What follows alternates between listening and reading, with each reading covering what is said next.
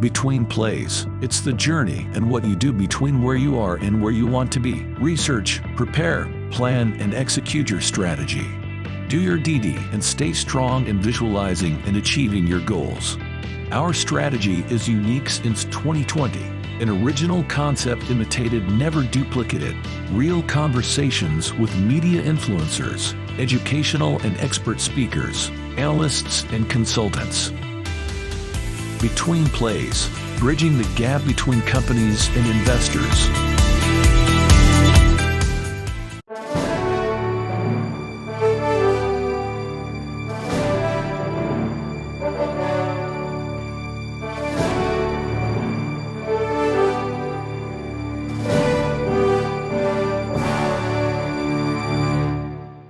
Hello, everybody, and welcome to Betweenplays Stock Market Strategies. Today we have Tech with Sandeep, and we have something very interesting here on Betweenplays Tech with Sandeep. Listen, so you dreamt this. Yeah, I had a dream about this, and I was like, let's try it and let's see if we can get it to work. So, there's been a lot of buzz about artificial intelligence earlier this year with OpenAI releasing ChatGPT 4, which is a conversational style engine for dealing with user queries, requests, and goes out and finds information. They fed it tons of information, and so it can converse with you. And there's a couple of others out there as well too that are designed specifically to work in that contextual manner.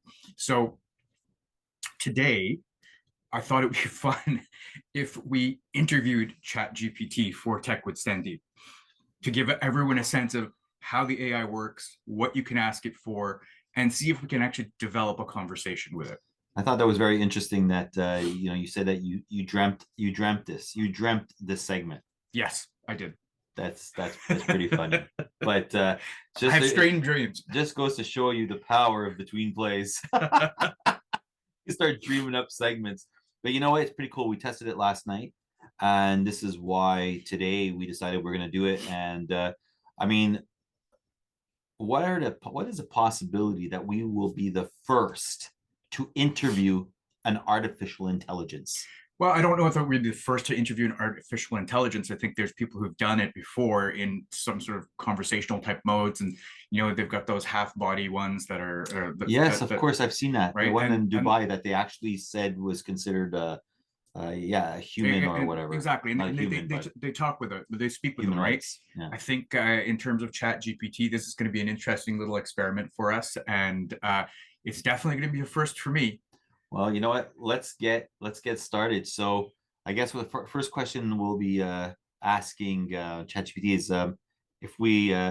welcome, and just like we do for anybody else, right? And yeah, let's act like it's a regular person that's being interviewed. Let's try this. Okay. So good morning and welcome to Between Plays Tech with Sandeep. Good morning. It's great to be here on Between Plays Tech with Sandeep. How can I assist you today? Let's start by asking it its name. Right now, we'll be asking what its name is. Yeah. So, great. What's your name? Certainly. My name is ChatGPT. I'm an AI language model designed to assist with a wide range of tasks and answer questions on various topics. All right. That's very cool. So I guess we can start in we're tech.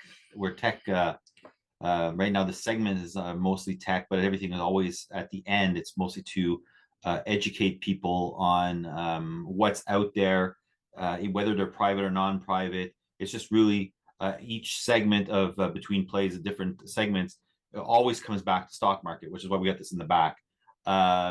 So maybe we can start asking questions like we did last night. I mean, do you still have any of those things written down? I do. Okay. So I see. Okay. Well, let's start with some basics first to get a sense of what our guest here thinks of us, the world, everything. Sure. Let's go ahead. And then we can tie it back to this stuff afterward. Okay. Let's start with some basics. So ChatGPT, great to have you on the show. Thanks very much. I think we'll start with a basic question. Who made you? I think everyone wants to know who made you. Yeah. I was developed by OpenAI, an artificial intelligence research organization based in San Francisco, California. The team at OpenAI created me using a neural network trained on vast amounts of text data, allowing me to generate responses to a wide range of questions and topics. Very cool. That's very, very cool. Very cool. So what is OpenAI? Can you explain it to us? What is OpenAI? OpenAI is an artificial intelligence research organization that was founded in 2015 by a group of entrepreneurs and scientists, including Elon Musk, Sam Altman, Greg Brockman, Ilya Sutskever, and others. The mission of OpenAI is to develop advanced AI technologies in a safe and beneficial way, and to promote the responsible use of these technologies for the betterment of society. OpenAI conducts research in a wide range of areas, including natural language processing, computer vision, robotics, and more. The organization has developed several well-known AI technologies, including the GPT series of language models, which I am a part of, and the DALL-E image generation system. OpenAI also conducts outreach and education programs to promote the public understanding of AI and its potential impacts on society. That's great. Rather robust answer. That is a very great answer. You know what? I think we've asked it probably a little bit, we've asked it some questions on that already, but I think it opened up the door now to transition into Elon Musk. I think we should ask it a question on Elon Musk. I think this is a great idea. Because Elon Musk was one of the creators. So maybe we should say, did Elon Musk create you? Okay, ChatGPT. So is Elon Musk your creator? No, Elon Musk is not my creator. He was one of the co-founders of OpenAI, the organization that developed me and other AI technologies. However, he is not directly involved in my development or maintenance, and I am not affiliated with any individual person or company. I am a product of OpenAI's research and development team, which includes many talented scientists and engineers. Okay, well, then you go. That's pretty amazing. Well, how if we get into maybe some questions about maybe Tesla and SpaceX? Sure, why not? Lead into that.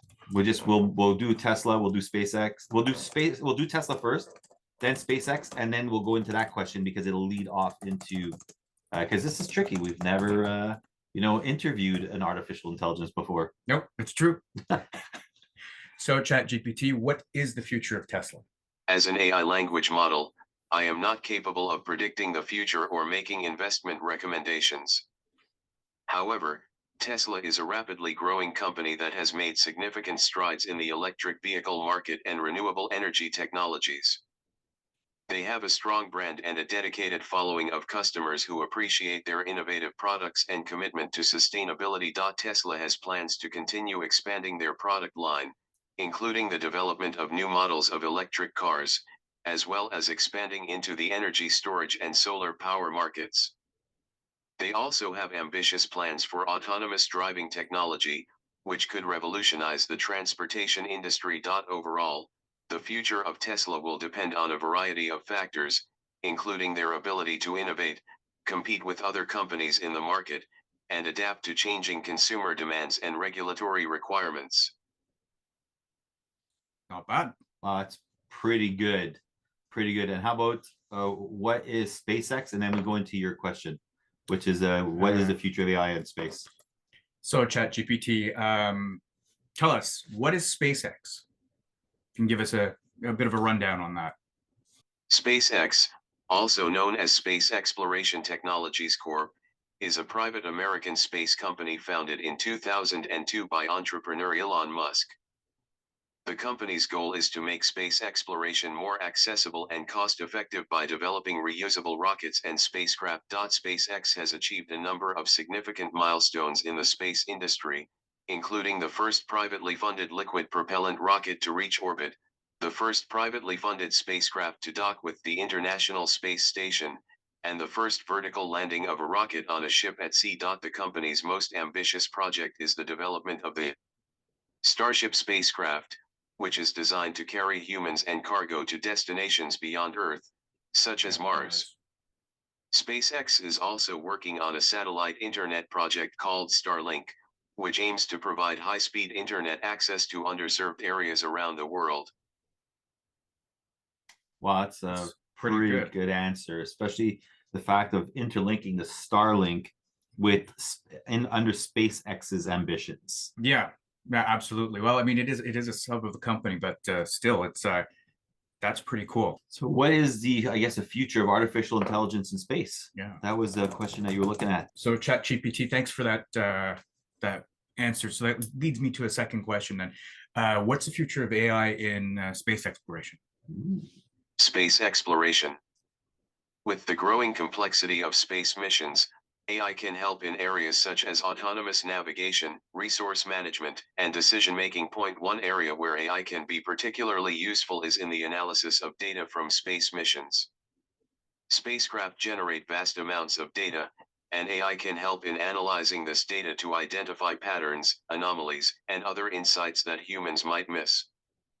This can lead to more efficient and effective missions, as well as new discoveries and advancements in our understanding of the universe. AI can also be used in the development of autonomous spacecraft and robotics.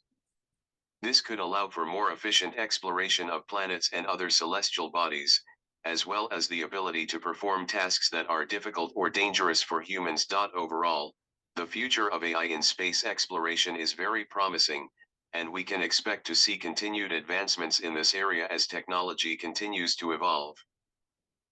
That was pretty intense. That's pretty good, especially the fact that it's saying that space exploration for other planets and celestial bodies. Yeah. It sounds very Star Trek.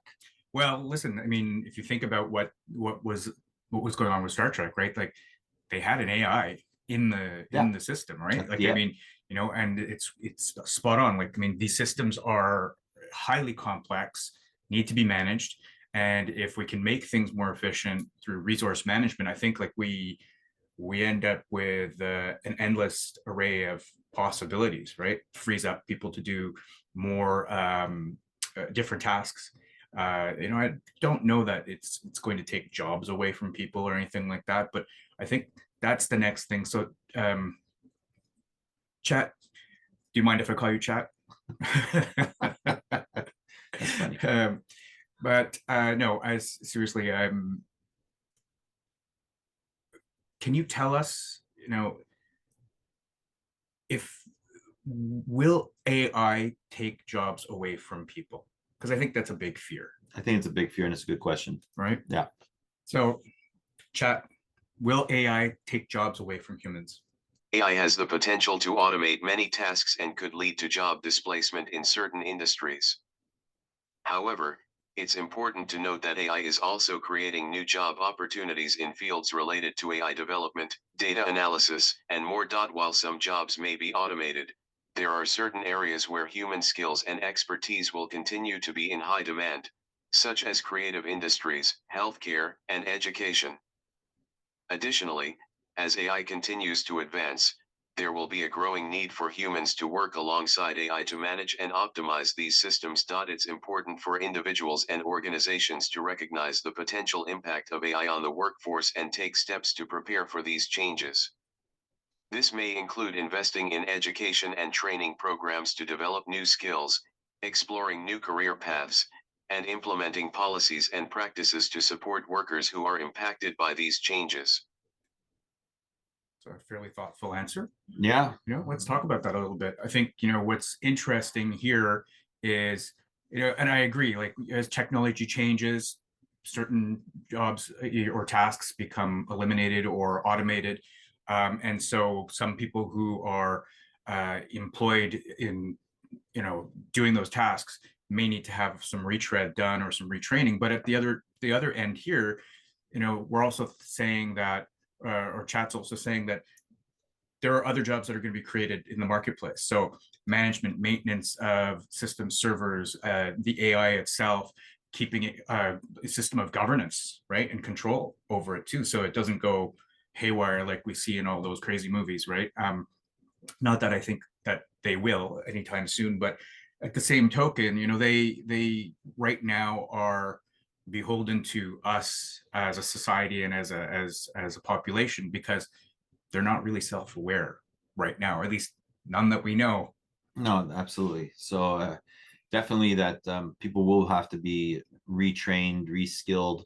There's also a lot of problems that come with that, because not everybody has. Some people are more manual than they.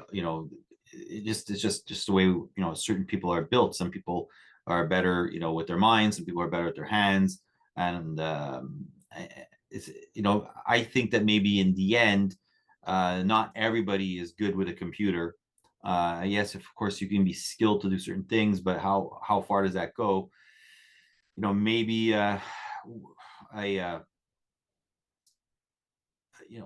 with the advancements of all robotics and computers, we might be looking at like some universal real income.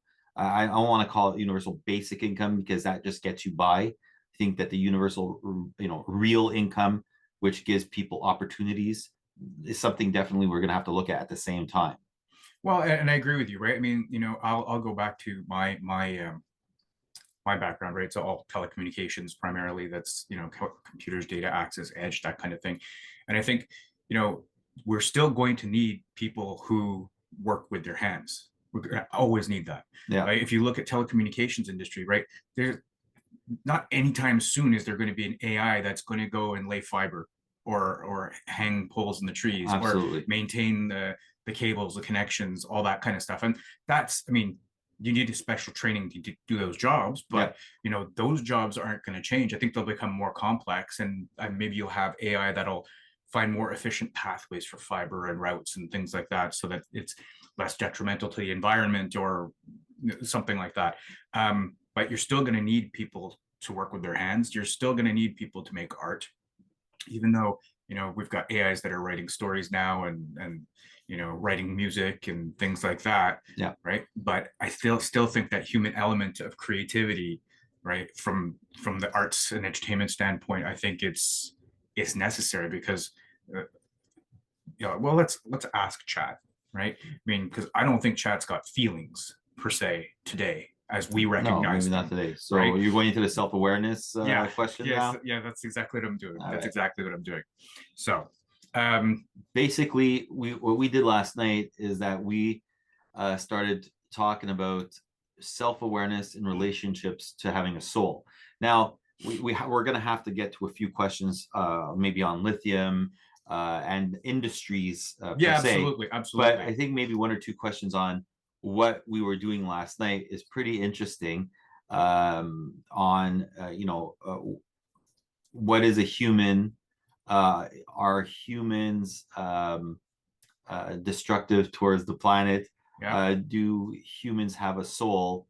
And does artificial intelligence have a soul? And then what is the definition of self-awareness? So we got a lot of questions before we'd even touch up on absolutely. on lithium and stuff like that. Absolutely. So, well, maybe what we'll do here is we'll pause for a second here, because it's kind of a nice pausing point here where we've talked about AI and its place in the workforce.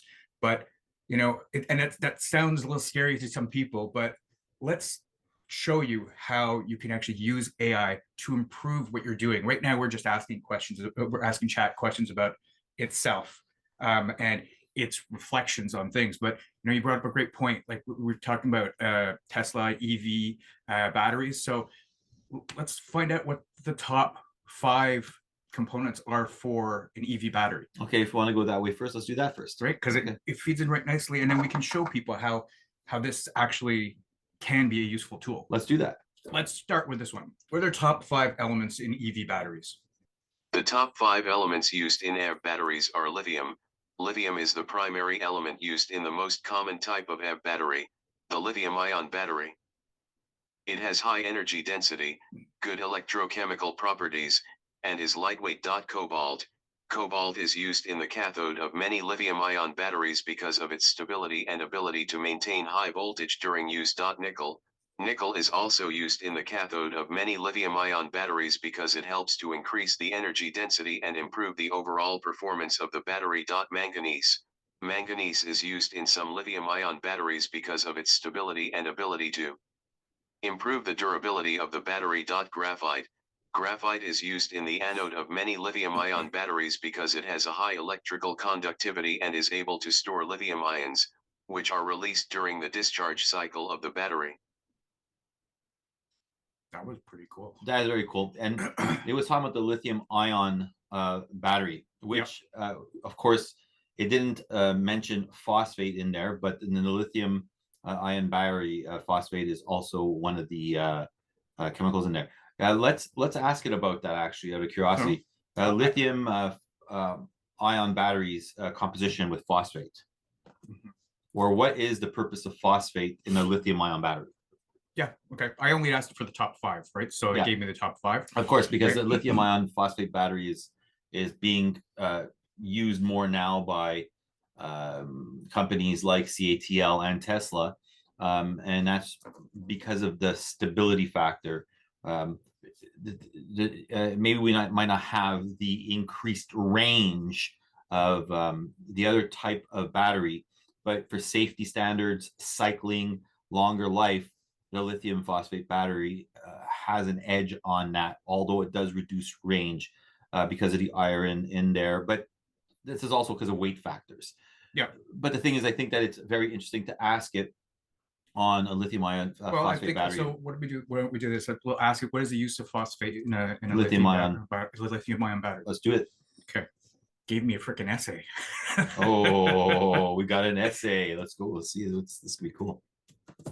Phosphate is one of the materials that can be used in the cathode of a lithium-ion battery. Lithium iron phosphate, LiFePO4, also known as LFP, is a type of cathode material that has been gaining popularity in recent years due to its unique properties. LFP batteries have a higher thermal stability and are less prone to overheating than other types of lithium-ion batteries, making them a safer option for high-temperature applications. They also have a longer lifespan and can withstand more charge and discharge cycles than other types of lithium-ion batteries. While LFP batteries have slightly lower energy density than other types of lithium-ion batteries, they are a preferred choice for applications where safety, reliability, and lifespan are more important than raw energy density, such as in electric buses and stationary energy storage systems. In summary, the use of phosphate in a lithium-ion battery, specifically in LFP cathodes, provide several advantages such as improved thermal stability, longer lifespan, and increased safety, making it a popular choice for certain applications. Wow, that's exactly what we're saying. So we have nickel, manganese, cobalt.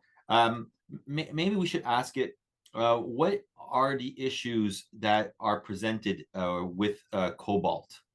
Sure. Because more time goes on, nickel, manganese, cobalt batteries, lithium is also a base factor in there. So maybe we could, but the problem is that the cobalt, because of the ESG issues, is being phased out. So more manganese, more nickel, less cobalt. And why?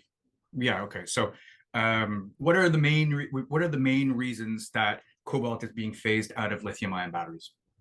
Okay, sounds good. I like that. So chat, if you can give us the main reasons why cobalt is being phased out of lithium-ion batteries, we'd really appreciate it. Yeah, I'd like to hear that. There are several reasons why cobalt is being phased out of lithium-ion batteries, including cost. Cobalt is a relatively rare and expensive material, and its price can fluctuate significantly depending on market conditions. Environmental concerns. The mining and production of cobalt can have negative environmental impacts, including air and water pollution. Human rights concerns. Much of the world's cobalt is sourced from the Democratic Republic of Congo, where there have been concerns about human rights violations in the cobalt mining industry. Supply chain risks. The majority of the world's cobalt supply is controlled by a few countries, which can create supply chain risks and vulnerability to price fluctuations. Safety concerns. Cobalt is known to be a toxic material, and there have been concerns about its potential impact on human health and safety in battery manufacturing and recycling. As a result of these factors, many companies and researchers are exploring alternative materials for lithium-ion batteries, such as nickel, manganese, and iron, which are more abundant, cheaper, and have fewer environmental and social impacts. That's just crazy. It's exactly what we're saying, right? It's exactly what I said. Nickel and manganese has become more. Absolutely. I forgot, I didn't add the iron in there, but yes, absolutely. It's absolutely crazy. So basically, in all, I think what is solid. Okay, we should go into solid state batteries because that's like the safest type of battery out there, and we should probably ask it. Are solid state batteries commercially viable at the moment? All right, chat. So let's move on to solid state batteries. All right. And I think what we're all curious about now is are solid state batteries commercially viable at this time? That's a great question to ask. Like, I mean, they're coming. We know they're coming, right? Oh yeah. Let's see what chat has to say. Solid-state batteries are still in the early stages of development and are not yet commercially viable for mass production. However, they hold great promise for the future of battery technology, as they offer several potential advantages over traditional lithium-ion batteries, including higher energy density, faster charging times, and improved safety. Solid-state batteries use a solid electrolyte instead of the liquid electrolyte used in traditional lithium-ion batteries. This allows them to operate at higher voltages and temperatures, which can result in higher energy density and improved performance. While there have been several recent breakthroughs in solid-state battery research, including demonstrations of working prototypes, there are still several technical and commercial challenges that need to be overcome before they can be widely adopted.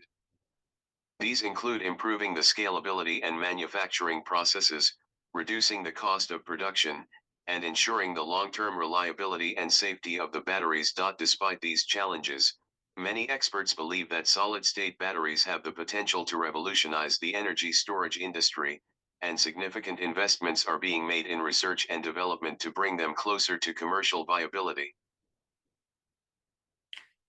Okay. Is lithium a main component, or what are the main chemicals in a solid state battery? What are the critical, what are the minerals in a solid, what make up a solid state battery? What are the minerals that make up a solid state battery? And we'll see that if lithium is in every type of battery so far. Okay, chat. So what are the key components to a solid state battery? Yep, that's a great question. Solid-state batteries have several key components, including cathode. The cathode is the positive electrode in the battery and is typically made of a lithium metal oxide material, such as lithium cobalt oxide or lithium iron phosphate. Anode. The anode is the negative electrode in the battery and is typically made of a lithium metal material, such as lithium metal or lithium titanium oxide. Solid electrolyte. The solid electrolyte is a thin layer of solid material that separates the cathode and anode and allows the flow of lithium ions between the two electrodes.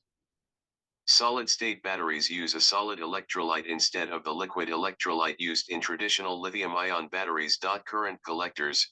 Current collectors are conductive materials that collect and distribute the electrical current between the electrodes and external circuitry. Separator.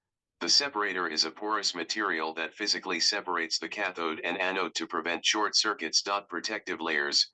Solid-state batteries may also include additional protective layers, such as coatings or membranes, to improve safety and prevent unwanted reactions between the electrodes and electrolyte. Overall, solid-state batteries have a similar structure to traditional lithium-ion batteries, but use a solid electrolyte instead of a liquid electrolyte.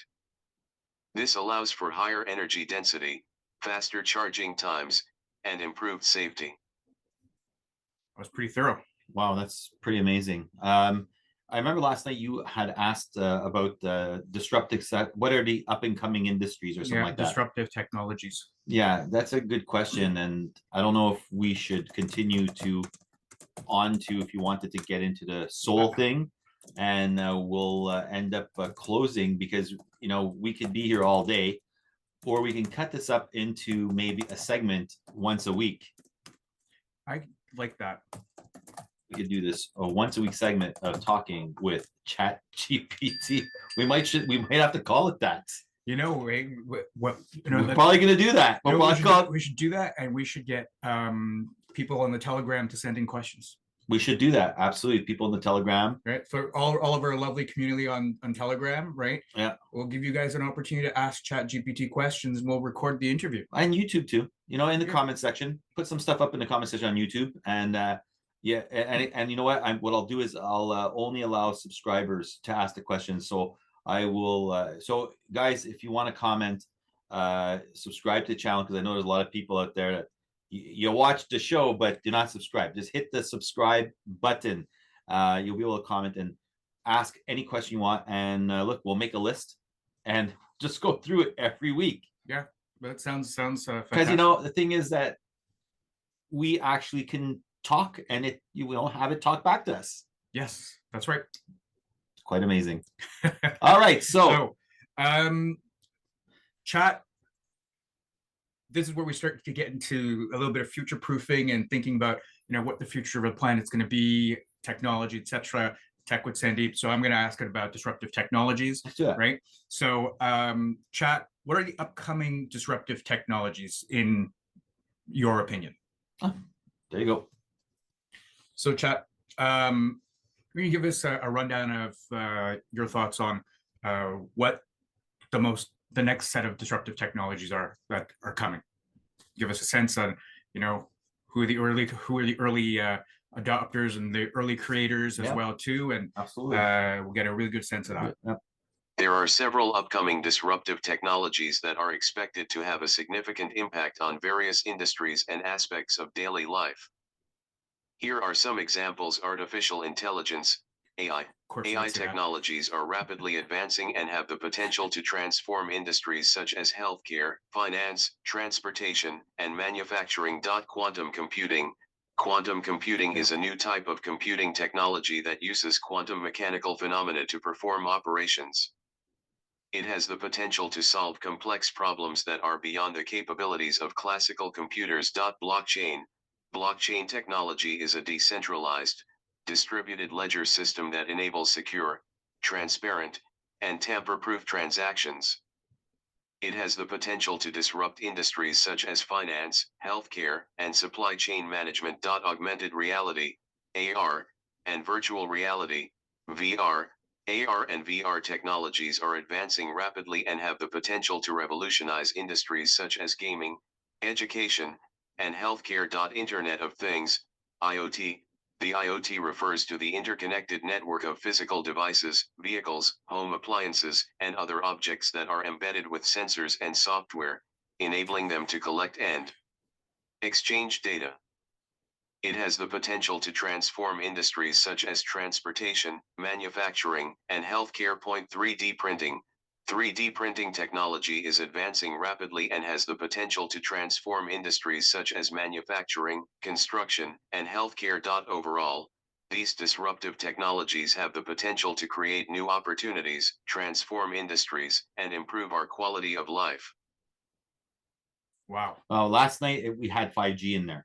Yeah, I don't know if it just jumped over to 5G, but 5G was in there, which is normal because it was talking about the increased bandwidth in order to allow like the IoTs and all this kind of stuff. So that was interesting, and it's crazy when you think about, because it added I don't think it mentioned 3D printing. No, last night. It didn't mention the 3D printing last night, but, so that was kind of cool. Yeah, but it's absolutely spot on. It is spot on. It's absolutely spot on. Printing bones, prosthetics, all sorts of stuff. I saw them build a house recently out of a big ass 3D printer, just like you know, it's pouring bricks as it goes around. Insane, and the technology with that, even for winterizing and stuff, because of the way it does it and allows like these. Anyways, whatever. That's a whole other show. But yeah, absolutely, 3D printing is pretty cool to have it in there. You know, so let's finish off with what industry should we stay away from when investing money, or what industry? No, we can't ask it a question like that because it's not going to give us a solid answer. So we got to come up with a way to ask the question in such a way that it will respond.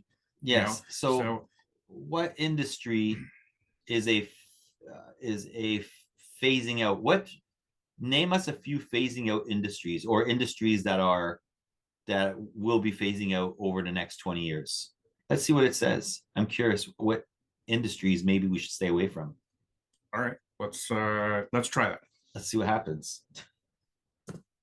So chat, thanks for that list of disruptive technologies. That was kind of cool. So since we asked about the disruptive technologies, we might as well ask it, which industries are phasing out? I agree. So chat, in your opinion, what industries are phasing out over the next 20 years?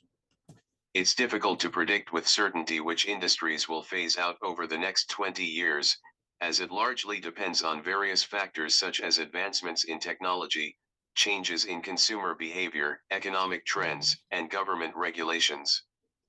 However, here are some industries that may face significant disruption or decline in the coming years. Traditional retail. With the rise of e-commerce and online shopping, traditional brick-and-mortar retail stores may continue to struggle and face closures. Fossil fuel energy. As the world moves towards renewable energy sources and reduces its reliance on fossil fuels, industries related to coal, oil, and gas may face significant challenges. Traditional agriculture.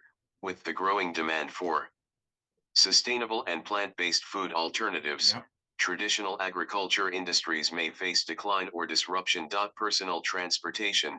With the rise of ride-sharing services and autonomous vehicles, traditional personal transportation industries such as taxi and car rental services may face challenges. Traditional banking.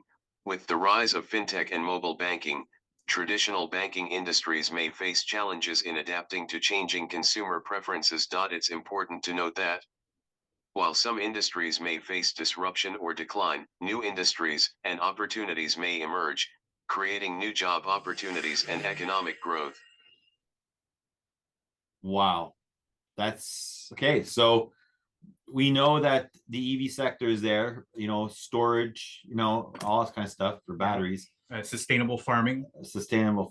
And wow. So we've seen the phasing out. Now it's talking about fossil fuels, the challenges. All right. So, I have a ton of questions, but we should put this over a course. I think what we'll do is, like, some of the soul searching stuff that we did last night. Yeah. We'll leave that for another show. Absolutely. And this has really been quite the experience. But I think I have a last question, though. Yeah. Okay. Let's do it. I got a last question. Are transporters? Come on, man. Okay, go. Come on. Go. Are transporters? How do we ask this question? Can transporters become a reality? Like we talk about teleportation? No, I'm talking about Star Trek. Oh, okay. The Star Trek question. The Star Trek question. Beam me up, Scotty. Beam me up, Scotty. If we could just have beam me up, Scotty, that would have been easier. But transporters, and we have to have it that kind of transporter to beam us around the world. Imagine one day you want to go to Italy or you want to go to the UK, and instead of having an airplane, you go to an airport style thing where you walk into a transporter and there you are. You're right in Rome. Yeah. Well, listen, there have been films like that where they do that, right? And like there's a couple of they did in the Star Trek films with Chris Pine. Yeah. Right. You have a transporter that you just see people walking in and walking out of them. And how about in China at the moment, which this is why this question has to be asked, is that in China they actually beamed, I don't know if it was a neutron or whatever, but from their base on land to their satellite station intact. Interesting. So, I mean, that's how it all starts, right? Well, you got to start with the small stuff, right? Yep. One step at a time. Sometimes it takes a while, but in the end, it's all good. All right, chat. So we got one last question for you, and then we're going to let you go. I'm sure we've clogged up your servers for probably longer than we needed to, but this has been really, really fun. Yeah. We'll open the port up for someone else to use you in a few minutes. So one last question, chat. Really, how far are we away from technology that allows us to transport people by beaming them around the world? Let's go with that. So cool. Chat, you there? At this time, we are still far away from developing technology that allows for the teleportation of people, also known as beaming. While science fiction often portrays teleportation as a common form of transportation, in reality, there are several significant scientific and technical challenges that must be overcome before teleportation of people becomes possible. One of the main challenges is the need to accurately scan and recreate the complex molecular structure of a human being in order to transmit it over a distance. This would require a tremendous amount of computing power and precise control over matter at the atomic and molecular level. Additionally, there are ethical and safety concerns associated with teleportation technology, including the risk of transmitting diseases, potential errors in the transmission process, and the possibility of someone being reconstructed with subtle differences from their original self. Therefore, while scientists continue to explore the possibilities of teleportation and other futuristic transportation technologies, it is unlikely that we will see commercial teleportation of people in the near future. Wow, that is pretty cool. And I like the way they put it in the transportation industry. But it's saying that people are working on it. Yeah, well, we're working on everything, right? I mean, you just talked about the China. The electron being transported. Yeah, whatever it is, neutrino, neutron, electron. But if you look it up, I mean, I'll put the link in the description of the success that they had on that, which is pretty cool because you don't have to really get into the humans right now. That might be in 200 years. But it would be pretty cool if you could say, well, we're at the point where we can transport a car. Mm-hmm. You know, we can transport, I don't know, something that you want to send to someone overseas, and you're just like, and then it pops up over there. And you're like, wow, that's pretty cool. Doesn't have to be humans. Doesn't have to start that way, right? Start small, like that thing in China, and then just scale up from there. Yeah, absolutely. No, I think it's listen, you know, this is an interesting little experiment that we've done. I think it's proven itself to be successful. Yes, absolutely. And you know, chat, I think, you know, we're going to let you go now, but so chat, it's been great having you on the show. You know, this has been Between Plays segment Tech with Sandeep. Yeah, it's our been great. Wonderful host, Albert Lauren. And chat, thanks for being on Between Plays with Tech with Sandeep segment. Thank you. You're welcome. It was my pleasure to assist with your questions. And remember to research, prepare, plan, and execute. Stay strong. It's been a pleasure. It's been a pleasure. Thanks a lot, chat. And thanks for ending off the show for us. That was pretty awesome. All right. Thanks a lot, man. It's good. That was awesome. Between Plays, it's the journey and what you do between where you are and where you want to be. Research, prepare, plan, and execute your strategy. Do your DD and stay strong in visualizing and achieving your goals. Our strategy is unique since 2020. An original concept imitated, never duplicated. Real conversations with media influencers, educational and expert speakers, analysts and consultants. Between Plays, bridging the gap between companies and investors.